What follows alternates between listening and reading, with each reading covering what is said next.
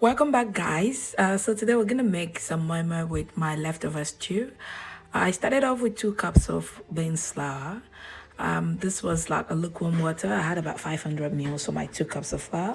So I was just adding it a bit by bit. I'm gonna use the whole thing, but just I didn't want to over pour the water because I'm aiming for consistency that is not too thick and not too loose. I wanted it to be loose because it's like a flour. We need to make it loose, otherwise the moi moi is gonna be firm. And I don't want a firm moi moi. I want a soft, fluffy moi moi. As you can see, I'm turning it with a whisk just because I don't want it to have lumps. I just want a smooth paste. I'm going in with my crayfish, my seasoning powder, some salt.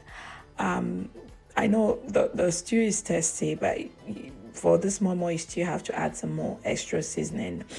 After I've stirred my seasonings in, I'm gonna put in the stew for both color and texture and more taste.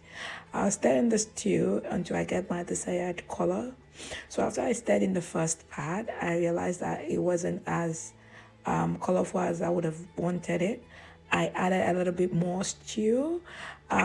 It gave me the color and the texture, everything that I wanted. I just went ahead to add my fish. I'm someone who just loves to add my fish in my will I call this a batter? I don't know what to call it. I like to add my fish at this point so that when I scoop it out, I scoop it together with the fish. Okay, so I've started to scoop into my moi moi plate. If you don't have a moi moi plate, you can do a foil pouch, and you can use a foil pouch. It works perfectly well as well. I can make a video to show you how. At this point, I'm done scooping all my moi moi with a piece of fish and egg in each plate. I place them in a pot with some water like at the bottom of the pot and some others in a pan going in the oven. So I place these items in the oven and in the pot. Low heat for the oven was like 150 degrees, and for the pot was like low medium heat for about 45 minutes. Afterwards, voila, that's it.